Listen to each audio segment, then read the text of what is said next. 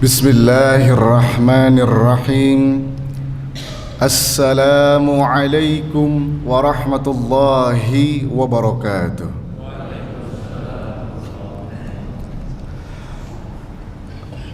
Bapak pengurus takmir beserta jajaran yang kami hormati, Asatidz wa ustadzat, ibu, bapak, sahabat muda, jamaah yang dirahmati Allah, yang semoga Allah selalu memberikan umur yang berkah dan bermanfaat. Amin ya rabbal alamin. Bismillahi abtadi wa bi kitabillahi ahtadi wa bi sunnatin nabi Muhammad sallallahu alaihi wasallam ahtadi.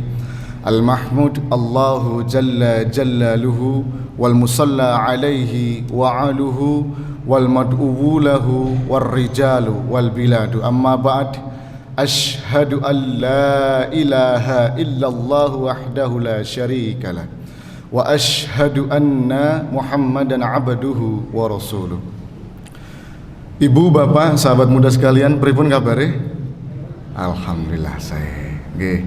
Mudah-mudahan perjuangan ibu, bapak dan sahabat muda sekalian untuk melangkahkan kaki ke Masjid Al-Aman ini, Allah pertama berikan kemudahan bagi ibu bapak dan sahabat muda sekalian jalan menuju surga. Amin ya rabbal alamin. Yang kedua, Allah berikan umur yang selalu berkah dan bermanfaat. Amin. Dan Allah juga berikan rezeki yang tak pernah terputus sampai keturunan yang kesekian. Amin. Kemudian Allah berikan keturunan yang soleh dan solehah. Allah jauhkan kita dari segala keburukan yang tercipta. Amin ya rabbal alamin. Baiklah jamaah yang dirahmati Allah, mari kita panjatkan puji syukur kehadirat Allah subhanahu wa ta'ala, Zat yang maha agung, Zat yang maha mendengar apapun yang tidak bisa didengar hambanya, Zat yang maha melihat apapun yang tidak bisa dilihat makhluknya, Zat yang menyatukan tulang dengan daging kemudian memisahkannya kembali setelah mati. Salawat dan salam kita haturkan kepada junjungan Nabi besar Muhammad sallallahu alaihi wasallam, Nabi yang membangun peradaban dunia hingga akhir zaman, yang membangun dunia dengan penuh toleransi dan perdamaian. Alhamdulillah, pada kesempatan pagi ini kita akan sama-sama belajar mengenai esensi doa. Kenapa kita mesti berdoa? Kemudian bagaimana cara sekiranya doa kita itu pasti mustajab dan Allah itu kira-kira sulit untuk menolak. Nah gitu. Kemudian dari sini juga kita akan tahu, oh ternyata doa saya itu sudah diijabah atau belum diijabah, atau amit sewu mohon maaf sebesar-besarnya barangkali doa kita termasuk doa yang ditolak oleh Allah. Karena nanti ada orang yang tidak menyadari ternyata doanya sudah diijabah atau belum diijabah, atau bahkan ternyata ditolak karena ada sesuatu yang ia lakukan dan itu masih bertentangan sehingga Allah tidak menyukainya.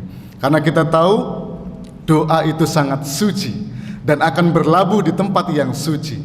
Allah yang maha suci tidak akan pernah menerima doa kecuali dari yang suci. Maka dari itu setiap kali kita mau berdoa, maka kita sucikan diri kita dulu. Kita sucikan perangkat hidup kita, makanan kita, minuman kita, dan semua yang kita dapatkan dalam kesehariannya. Jamaah yang dirahmati Allah, itulah kenapa kok kita harus mengupas kenapa kita mesti berdoa. Dan ternyata tadi sudah disampaikan bahwa doa ini adalah luar biasa, senjata yang paling tajamnya umat Islam. Itu yang hebatnya. Bahkan luar biasanya Allah menyampaikan dalam hadis qudsi. Nah, ini sifatnya hadis qudsi. Luar biasa. Qasamtus salat nisfain. Aku membagi hak salat itu dua. Baini wa baina abdi. Antara aku dengan hambaku. Wali abdi ma sa'ala. Dan bagi hambaku apapun yang ia inginkan, yang ia butuhkan akan aku berikan sepanjang itu baik. Wa idza qala abdu alhamdulillahi rabbil alamin. Apabila hambaku benar ketika salatnya sampai kalimat alhamdulillahi rabbil alamin, hamadani abdi, kata Allah, hambaku sedang memujiku. Wa idza qala abdu maliki yaumid arrahmanir rahim, asna alayya abdi. Apabila hambaku ketika salat benar bacanya sampai kalimat ini arrahmanir rahim, hambaku mengulangi memujiku. Wa idza qala abdu maliki yaumiddin. Apabila hambaku benar ketika salat sampai kalimat ini maliki yaumiddin, majadani abdi, hambaku sedang memujiku. Dan di sini poinnya, ibu bapak sahabat muda dirahmati Allah, wa idza qala abdu, Iyyaka na'budu wa iyyaka nasta'in. Dan apabila hambaku benar ketika salat sampai kalimat ini, kata Allah, Iyyaka na'budu wa iyyaka nasta'in, hadza baini wa baina 'abdi. Ini perjanjian antara aku dengan hambaku, wali 'abdi ma sa'ala. Dan bagi hambaku, apapun yang ia inginkan, apapun yang ia butuhkan, akan aku berikan sepanjang itu baik. Itu. Tapi banyak dari kita yang belum faham sampai di sini. Maka ketika kita belum faham, salat kita hanya sekedar ruku, sujud, salam, ruku, sujud, salam tanpa makna. Yang niat kita hanya sebagai pengguguran kewajiban aja, maka ini akan kiranya sia-sia saja. Yang terjadi adalah Al-Anfal ayat 35. Wa ma kana salatuhum 'indal baiti illa muka'aw wa tasdiyah, kata Allah. Dan tidaklah salat mereka di sekitar Baitullah itu melainkan hanya sesiulan dan tepuk tangan belaka. Fadzuqul azab bima kuntum takfurun, kata Allah. Maka rasakanlah azab atas kekufuranmu. Ini Allah nyindir, Bu, Pak. Allah nyindir kita. Maka rasakanlah azab. Dan azab jangan kita maknai cuma sekedar hanya gempa bumi yang besar itu, kemudian hujan lebat dengan badai misalnya. Kita punya anak yang sulit diatur pun, selain dia adalah sebagai ujian, itu juga sebagai azab kecil. Itu yang harus kita maknai. Nah, kemudian masuk kepada inti tema kita. Kita turunkan satu ayatnya yang pertama di surat 7 ayat 172. A'udzu billahi minasyaitonir rajim. Wa idz akhadha rabbuka mim bani Adam min zuhurihim dzurriyyatahum wa ashhadahum ala anfusihim alastu birabbikum, kata Allah.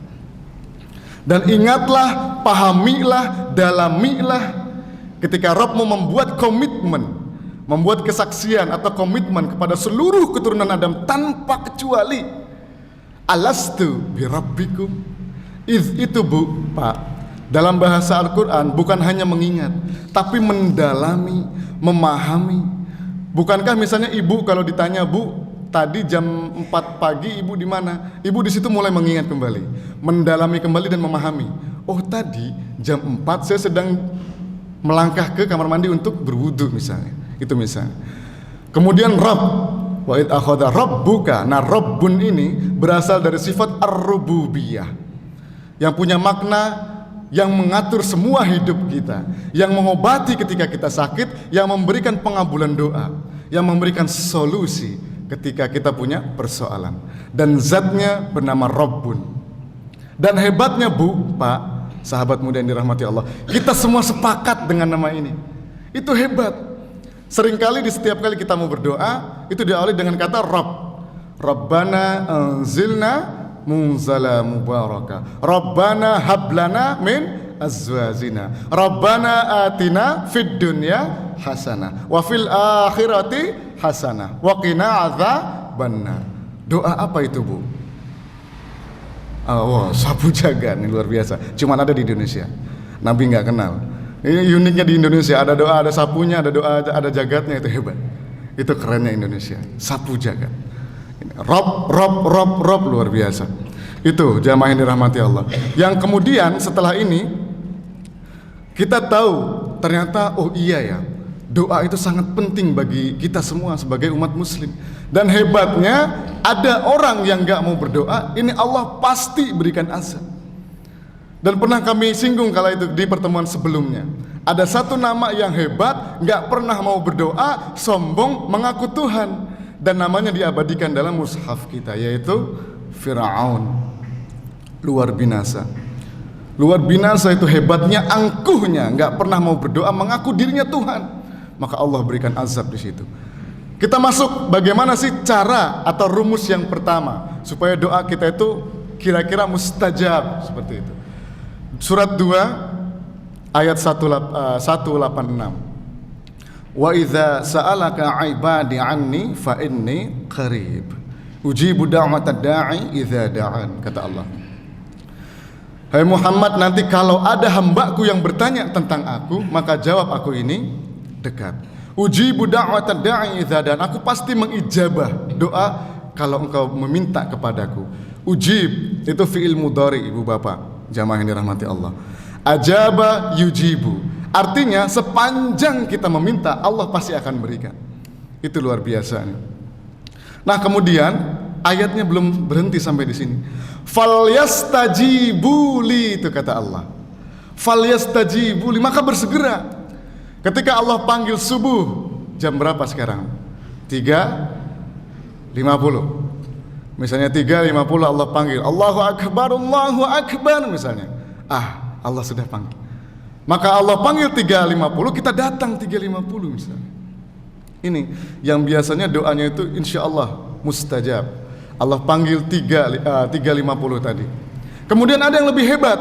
Allah panggil 3.50, dia datang 2.50. Itu hebat. Membersihkan masjid dulu, ada sampah kecil diambil. Sengaja supaya jamaah yang lainnya nyaman.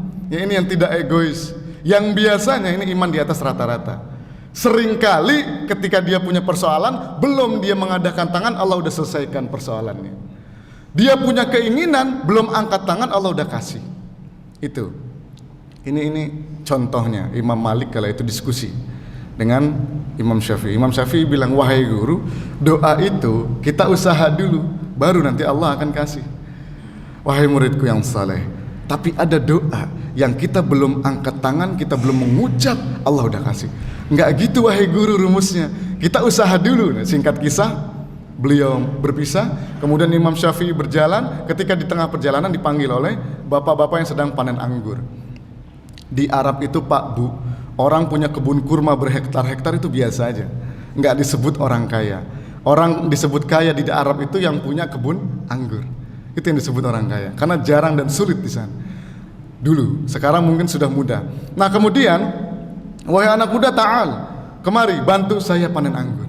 Singkat kisah, setelah Imam Syafi'i tadi membantu panen anggur, maka diberikanlah itu anggur yang segar-segar. Itu bahagia Imam Syafi'i. Bahagianya bukan mendapatkan anggurnya itu, tapi merasa argumennya ini benar, pendapatnya benar, dan semangat kembali menemui gurunya tadi itu. Singkat kisah, setelah bertemu dengan guru, diceritakanlah, wahai guru, tadi ketika saya berjalan, kemudian di tengah perjalanan saya dipanggil untuk membantu panen anggur. Setelah saya membantu panen anggur, saya dapat anggur ini. Agak-agak dipercetol bagian ini. Setelah saya membantu, saya dapat anggur ini. Itu luar biasa. Ingin menjelaskan bahwa pendapatnya itu benar, bahwa doa itu harus berusaha dulu. Jawaban gurunya luar biasa. Wahai muridku yang saleh, siang ini sangat terik. Tadi sebelum berangkat mengajar, saya itu berpikir, ini enak ya Allah rasanya sebelum mengajar makan anggur. Tiba-tiba kamu datang bawa anggur. Nah, ini yang hebat. Belum mengucap baru ngomong dalam perut, bukan dalam hati, dalam perut. Allah udah kasih. Tapi ada yang bahaya Bu, Pak. Allah panggil 3.50, dia baru datang 5.30. Nah, itu wes bubar kan gitu ya. Ustadznya udah balik ke Pakem sana, bawah kaki gunung. Telat. Kemudian misalkan anak yang bangun tadi 5.30 ditanya sama ibunya, lagi tangi po? Mboten Bu, duha. Nah, itu padahal subuh misalnya. Itu jamaah yang dirahmati Allah. Nah, setelah itu, setelah kita tahu ternyata rumus pertama tadi adalah falyastajibuli. Satu aja dulu Bu, Pak. Nanti kalau kebanyakan selesai materi kita nggak diundang lagi saya. Nah, itu. Ini strategi. Nanti berikutnya insya Allah akan kita pelajari bersama apa itu ikhtisas. Nanti ada materi ikhtisas. Ikhtisas ini adalah cara atau langkah yang digunakan para nabi kita, sehingga ternyata doanya itu pasti mustajab dan Allah sulit untuk menolak. Insya Allah nanti kita akan kisahkan juga sedikit tentang Nabi Zakaria dan Nabi Ayub di dalamnya. Nah, itu yang doanya mustajab. Nah, kemudian jamaah yang dirahmati Allah, setelah kita tahu tadi rumus yang pertama, di sini kita belajar untuk istiqamah dan khusyuk dalam salat kita. Mas, apa itu khusyuk? Ya, bingung. Bu, apa itu khusyuk, Bu? Fokus, konsentrasi. Alhamdulillah, terima kasih Bu, jazakillah. Ternyata kalau kita maknai khusyuk adalah fokus atau konsentrasi, berarti Nabi pernah salat tidak konsentrasi. Karena pernah di riwayatnya ketika Nabi itu melakukan gerakan sujud, Hasan dan Husain duduk di pundaknya, dan Nabi sengaja memperlambat gerakan tersebut, sengaja supaya nyaman. Setelah Hasan dan Husain tadi pindah, pergi dari pundak Nabi. Nah barulah Nabi melanjutkan gerakan berikutnya. Dan Nabi menjelaskan makna khusyuk adalah al-khudu' wat tawadhu'. Inilah makna khusyuk. Al-khudu' itu artinya pasrah total. Pasrah total. Dari mulai kita niat, kemudian mengambil wudhu dan takbir misalnya, niat kemudian takbir, kita udah pasrah total di situ. Pasrah total. Nggak ada lagi kepikiran yang lainnya. Waduh, iki mau ibu sing jilbab abang wis bayar urung ya misalnya. Nggak ada kisah seperti itu. Karena kita udah pasrah total. Kemudian tawadhu tadi itu rendah hati. Jadi ketika kita sholat misalnya kita harus tadi itu rendah hati. Nggak ada unsur sombong sekecil apapun. Aku wong paling sugih sak godean. Soft pertama buat saya. Kan nggak ada kisah seperti itu. Nggak boleh ada unsur sombong sedikit pun. Makanya kata Nabi itu tadi, kalau kita mau sholat misalnya, kita harus pasrah total kepada Allah dan rendah hati di dalamnya. Itu makna khusyuk sebetulnya. Dan nanti juga akan kita tahu, bahkan ternyata Allah itu memberikan kabar gembira kepada golongan muhbitin. Muhbitin. Ini salah satunya adalah yang orang yang mendirikan sholat. Surat Al-Hajj ayat 34 dan 35. Kata Allah, "Wabasyiril muhbitin." Dan berikanlah kabar gembira kepada muhbitin tadi itu. Apa sih arti muhbitin sebenarnya? Orang yang taat dan tunduk. Itu luar biasa. Yang kata Allah, orang muhbitin tadi ini yang setiap kali kalau dia itu sepanjang hidupnya dia tunduk dan patuh, Allah pasti akan berikan kabar gembira, bukan hanya di akhirat saja, di dunia pun dia bahagia. Apa sih ciri-cirinya? Allah jelaskan di ayat 35-nya. Alladzina idza dzukirallahu wajilat qulubuhum. Tuh Bu, Pak, orang yang pasti akan mendapatkan gembira dunia dan di akhirat tadi itu. Orang yang bergetar ketika disebut asma Allah. Ada konfirmasi iman dalam dirinya. Allahu Akbar misalnya. Wah, sudah azan nih. Salat Meskipun ada sahabat kita misalnya, tenang aja sampai la ilaha illallah, tenang aja, lagi azan, durung qomat misalnya. Enggak apa-apa, yang penting masih ada konfirmasi iman dalam dirinya. Itu yang hebat. Kemudian disampaikan juga dari muadzin, hayya 'alas shalah, terus dalam hati nanya, buat apa sih kita salat? Muadzin jawab, hayya 'alal falah. Apa arti falah, Bu? Kemenangan, kesuksesan, kebahagiaan. Jadi kamus bahasa Arab Inggris, falah itu artinya sukses. Sukses Bu, Pak, berhasil. Ini insya Allah nih sahabat muda yang masih junior nih, calon orang-orang sukses nih, amin ya karim. Saya itu bahagia, sangat bahagia ketika kita melaksanakan jamaah, kemudian kita ta'lim, nggak cuman ibu bapak yang senior yang hadir, tapi ada adik-adik kita yang junior ini mau belajar. Itu luar biasa. Man salaka tariqan yaltamisu fihi ilman sahalallahu lahu tariqan ilal jannah. Tuh sahabat muda yang dirahmati Allah, istiqomah di sini. Tingkatkan kembali. Jangan bosan. Jangan pernah lelah untuk beribadah kepada Allah, khususnya salat jamaah di masjid. Ini hebat. Allah akan berikan jalan kemudahan baginya menuju surga itu tadi. Kita kembali ke muhbitin tadi itu. Ada getaran iman dalam dirinya. Kan beda ya Bu, Pak. Getaran iman dan getaran cinta itu berbeda. Apalagi getaran ketika kita lagi pakai motor, nggak bawa helm, di depan ada polisi. Itu beda getarannya. Nah kemudian muhbitin yang kedua adalah wasabirina ala ma asabahum. Dan orang-orang yang bersabar ketika ditimpa musibah. Itu setiap kali dia ditimpa musibah, senyum aja. Alhamdulillah, bawa dagangan 100 piece laku cuman 1 misalnya. Tetap senyum. Alhamdulillah, anak saya sudah saya didik sampai umur belasan tahun, masih juga membangkang kepada orang tua, selalu melawan alhamdulillah, ya Allah terima kasih. Terima kasih ya Allah, di luar sana banyak orang yang pengen punya keturunan, Allah belum kasih. Ini saya minta keturunan, Allah kasih meskipun dengan ujian yang demikian. Itu Bu, Pak. Muhbitin itu selalu ikhlas, selalu bahagia, selalu sabar. Nah kemudian yang ketiga, wal muqimus shalah. Wal muqimus shalah. Dan orang-orang yang mendirikan salat. Ini agak-agak sensitif Bu, Pak. Kenapa kok salat diletakkan nomor 3 setelah sabar? Kenapa kok enggak sabar? Kenapa kok enggak salat dulu baru sabar? Ingin menunjukkan bahwa ketika kita salat, itu salat boleh jadi niat kita berbeda. niat kita sholat kan cuman Allah yang tahu nggih Pak Bu. Barangkali ada orang, bukan di sini, di luar sana, ada mungkin orang yang sholat itu hanya nggak enak sama Pak Takmir. Nggak enak saya deket sama Pak Takmir. Nggak enak kemarin saya udah dijenguk sama Pak Takmir, dikasih buah, ditanya kok nggak ke masjid, kan bingung gitu. Itu kita nggak tahu. Itu banyak orang yang diantara kita sholat itu hanya sebagai penggugur kewajiban, bukan kebutuhan. Itu makanya kenapa kok Allah letakkan sabar dulu, karena porsi sabar ini lebih berat Bu Pak. Dan sabar iku abot mergo ganjaran yang suwargo. Yen sabar iku enting, paling ganjarannya mau kipas angin, centong, panci.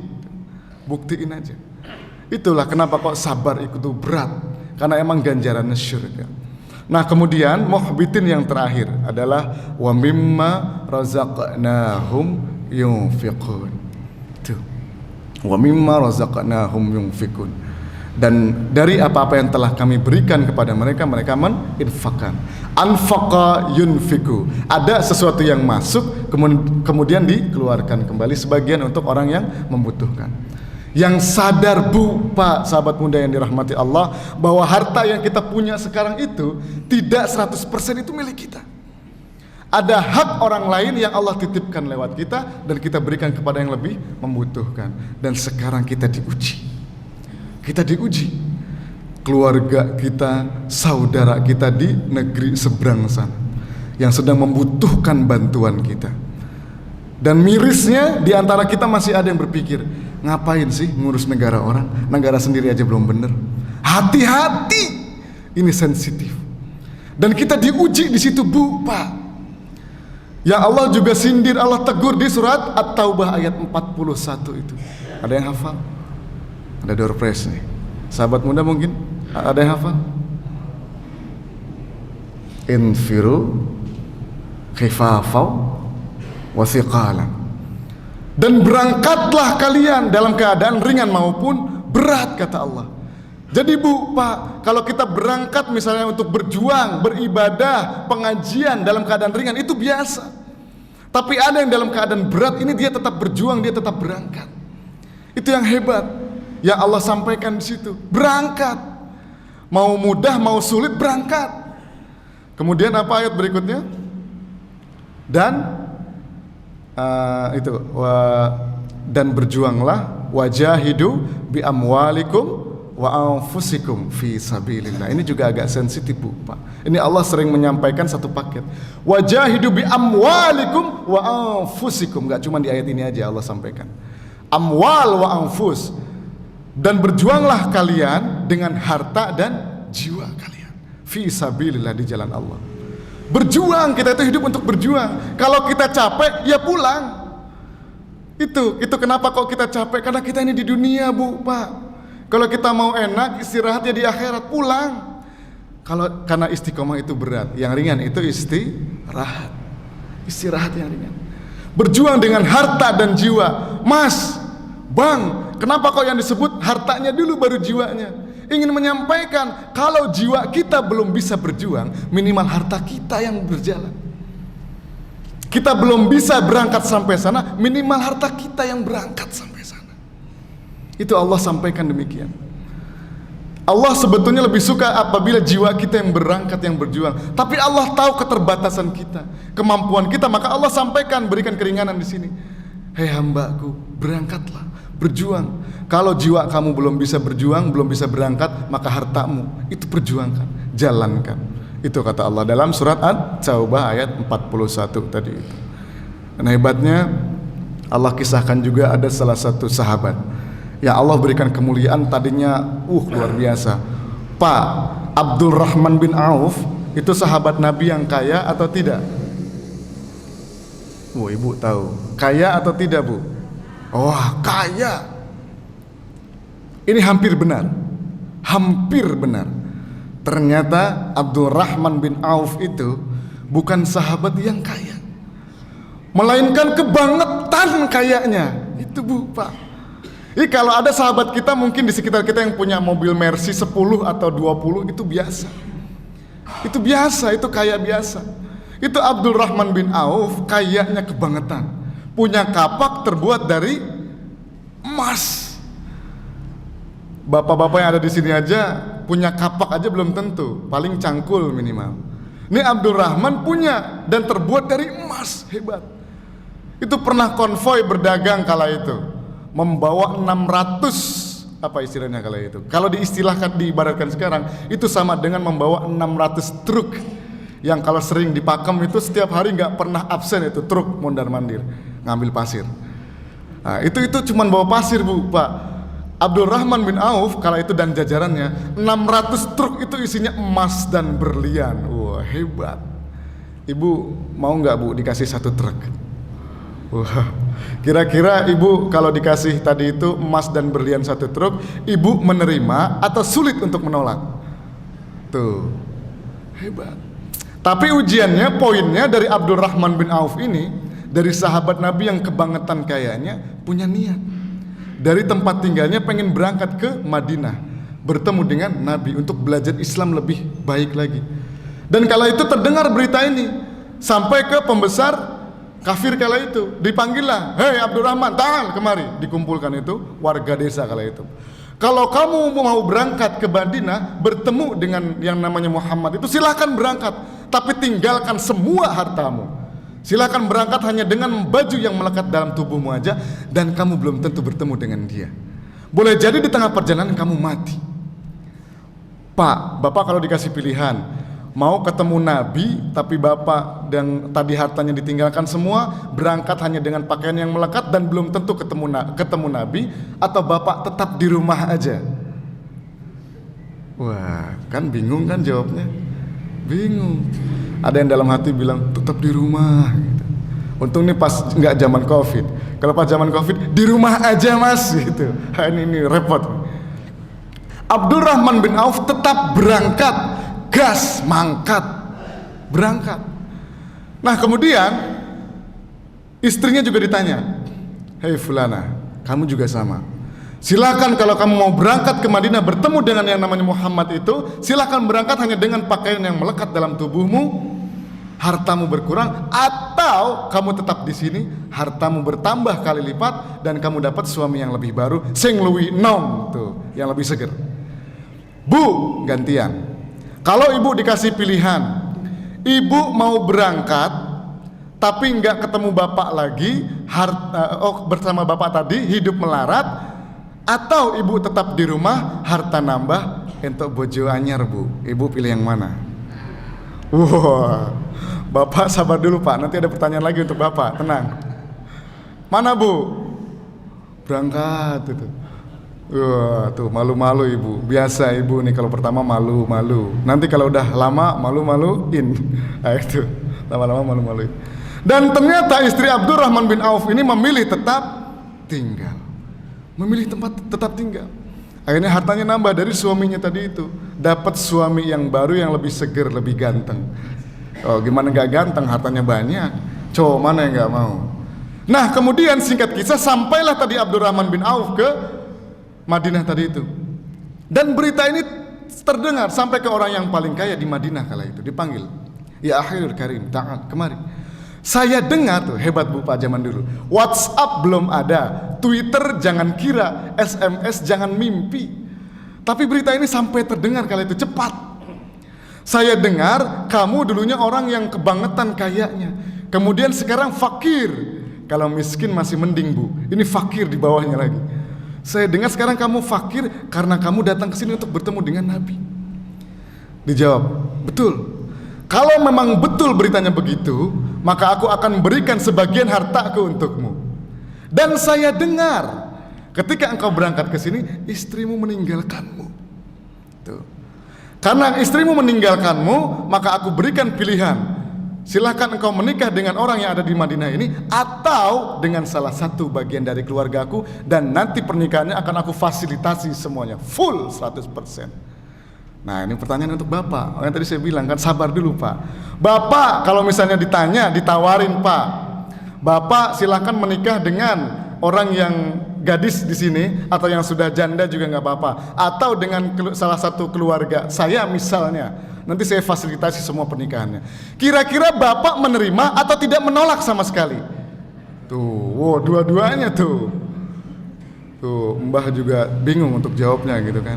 Itu karena saya tahu jawabannya. Itu hebatnya. Dan kala itu kira-kira Abdurrahman bin Auf menolak atau menerima?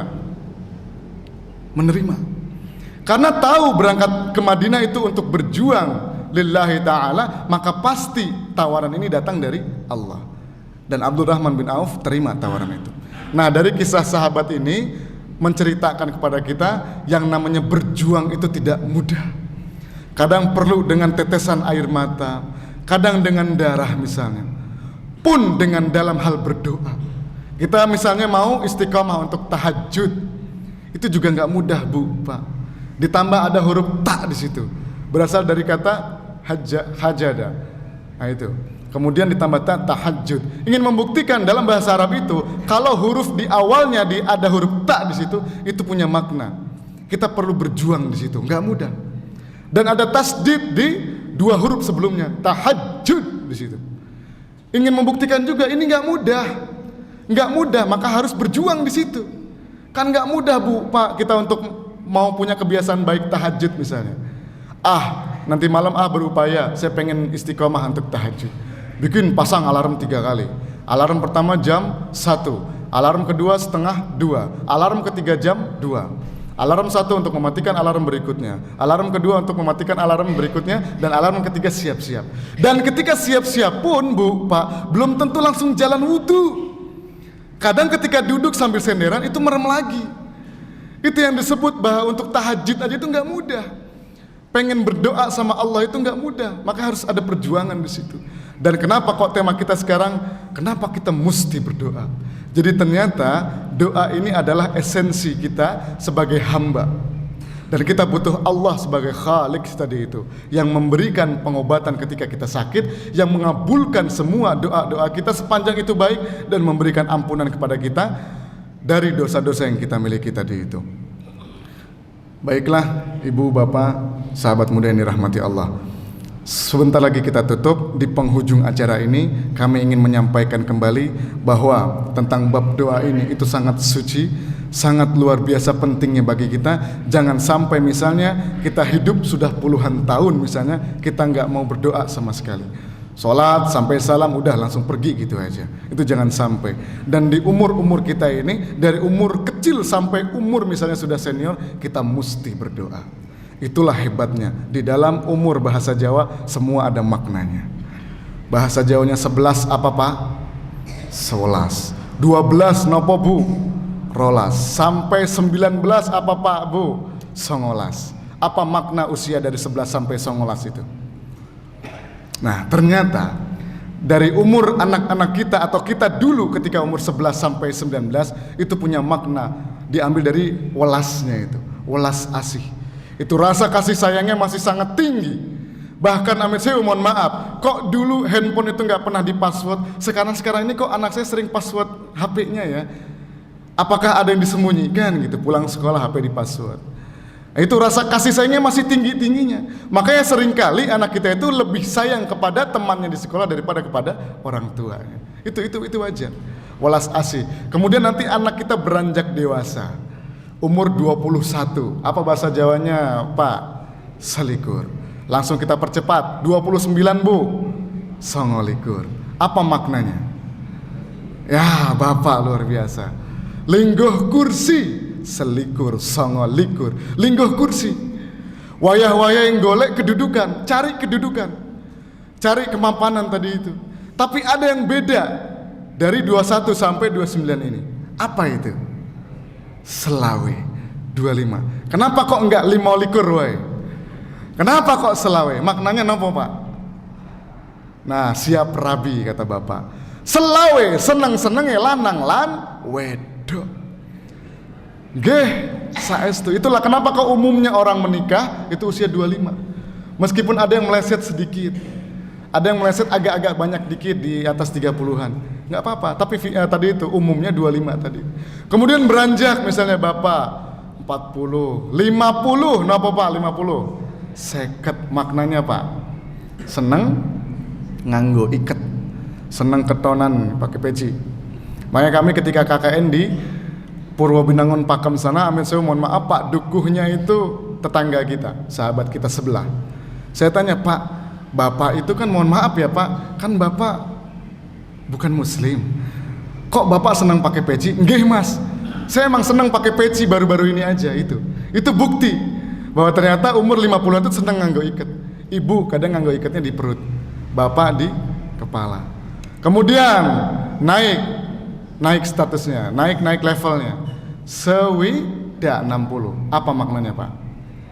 Wah, ada yang bilang sewancine di ida-ida. Wah, sewancine di ida-ida. Tapi ada yang lebih halus, lebih lembut. Sejatine wis kudu tindak. Nah itu, sejatine wis kudu tindak. Tapi Mas, usia saya di atas 60 loh. Orang tua saya 100-an baru dipanggil oleh Allah. Itu dikasih bonus oleh Allah untuk memperbaiki diri, untuk beribadah kepada Allah. Itu maknanya. Nah itu, ternyata dalam usia Jawa pun itu ada maknanya Bu, Pak. Dan kami belajar itu, senang belajar tentang hal itu. Nah setelah selesai kita tahu tadi itu, ini Amit Syekh Pak sampai jam berapa nih? Oh, setengah jam cukup, nggih. Berarti 5 menit lagi. Ya, alhamdulillah sebagai penutup, Ibu, Bapak, jamaah yang dirahmati Allah. Perjuangan kita ini kita niatkan, kita luruskan niat kita ini lillahi ta'ala, dan nanti insya Allah akan Allah berikan balasan kepada kita, enggak hanya di akhirat kelak, tapi Allah seringkali mencicil pahala itu katanya balasan kebaikan itu di dunia. Mudah-mudahan khususnya jamaah yang dirahmati Allah yang hadir di Masjid Al-Aman ini, selalu Allah berikan satu kemudahan tadi itu, jalan baginya menuju syurga. Yang kedua, doanya selalu mustajab, amin. Dan Allah jauhkan dari segala keburukan yang tercipta, amin ya rabbal alamin.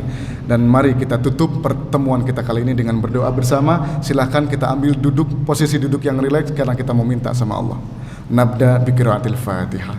A'udzu billahi minasyaitonir rajim. Bismillahirrahmanirrahim. Alhamdulillahi rabbil alamin. Arrahmanir rahim. Maliki yaumiddin. Iyyaka na'budu wa iyyaka nasta'in. Ihdinas siratal mustaqim. Siratal ladzina an'amta 'alaihim ghairil maghdubi 'alaihim waladdallin. Amin. Ya Allah ya Rahman ya Rahim, Engkaulah zat yang maha agung ya Allah. Engkaulah petunjuk kami, pelindung kami, tujuan hidup kami ya Allah. Maka kami minta ya Allah, dan duduk simpuh kali ini ya Allah, meminta kepada Engkau kiranya Engkau ridho untuk memberikan kepada hamba umur yang berkah dan bermanfaat ya Allah. Minimal bermanfaat bagi sekitar hamba ya Allah. Jangan ya Allah Engkau jadikan hidup hamba ini sia-sia ya Allah. Dan ketika kami lupa ya Allah, tolong ingatkan kembali ya Allah. Ya Allah, untuk kedua orang tua kami, guru-guru kami, senior-senior kami ya Allah, tolong ya Allah berikan kemuliaan hidup di dunia dan di akhirat-Mu kelak ya Allah. Berikanlah jaminan bagi mereka semua ya Allah, jannah-Mu ya Allah, sehingga mereka bisa duduk bersama para nabi-Mu kelak ya Allah. Ya Allah, untuk keluarga kami di seberang sana ya Allah, di Palestina sana ya Allah yang sedang berjuang ya Allah, berikanlah ketabahan dalam diri mereka ya Allah. Berikanlah keyakinan dalam hati mereka ya Allah bahwa mati mereka adalah syahid ya Allah. Ampuni kami ya Allah yang masih santai-santai saja ya Allah, yang masih sibuk dengan pekerjaan kami ya Allah, yang masih sibuk dengan handphone kami ya Allah, dan lupa dengan sahabat saudara kami di sana ya Allah. Maka ya Allah berikanlah keteguhan iman dalam diri mereka, dan berikan ya Allah kesadaran pada diri kami ya Allah untuk membantu keluarga kami di sana.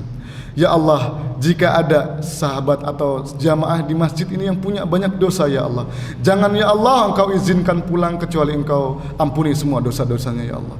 Ya Allah, jika ada di jamaah masjid dalam ini ya Allah yang sedang merasa sakit, jangan ya Allah Engkau izinkan pulang kecuali Engkau sembuhkan sakit tersebut ya Allah.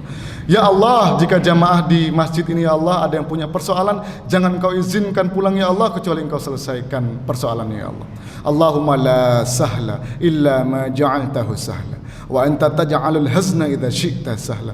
Wahai zat yang maha mendengar apapun yang tidak bisa didengar hambanya, wahai zat yang maha melihat apapun yang tidak bisa dilihat makhluknya, wahai zat yang menyatukan tulang dengan daging kemudian memisahkannya kembali setelah mati, kami mohon ya Allah dengan Rabb-Mu yang agung ya Allah, kiranya ya Allah Engkau terima semua ibadah hamba ya Allah sampai detik ini ya Allah. Ijabahlah semua doa-doa hamba, jauhkanlah kami dari segala keburukan yang tercipta ya Allah. Ya Allah, untuk keluarga besar kami yang sedang sakit ya Allah, yang sedang punya persoalan, yang sakitnya tidak sembuh ya Allah, al-khususan kepada ibu Sujiatmi Purwaningsih, ya Allah Engkau berikan sakit tersebut, maka tolong ya Allah Engkau berikan sehat. Engkau yang memberikan sakit, Engkau pula yang memberikan obatnya. Allahumma la syafi'a illa anta shifaan la yughadir saqama. Ya sami'a kulli saud wa ya sabiqa kulli faud wa ya qasiyal izami lahman wa mansuraha ba'dal maut.